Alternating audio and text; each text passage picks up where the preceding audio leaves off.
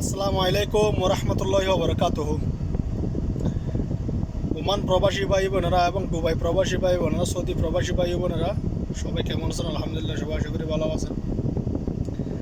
আসলে যেখানে থাকেন না কেন, অবশ্যই সবাই ভিডিওটি শেয়ার করার চেষ্টা করবেন।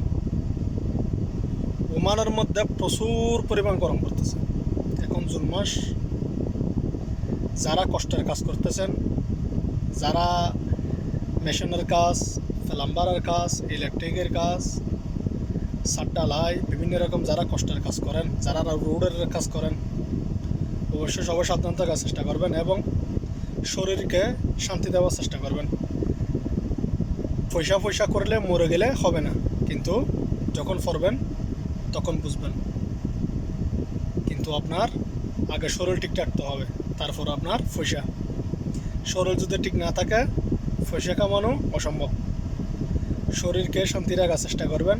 স্যালাইন খাবেন, ঠান্ডা পানি বেশি খাবেন না, বেশি ঠান্ডা খাওয়ার দরকার নাই, নর্মাল পানি খাওয়ার চেষ্টা করবেন।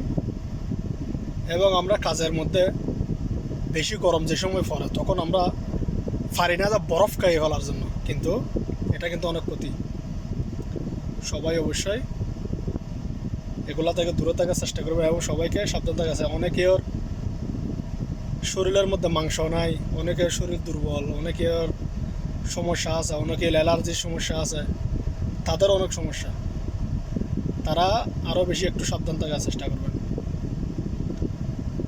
সবাই মনের মধ্যে এখন কানুন করছে যে সকাল 8টা থেকে 12টা, 4টা থেকে 7টা আপনার দুপুর টাইমে কোনো কাজ করার নিয়ম নেই। তার জন্য সবাই সাবধান থাকার চেষ্টা করবেন। সবাইকে ধন্যবাদ এবং আসসালামু আলাইকুম।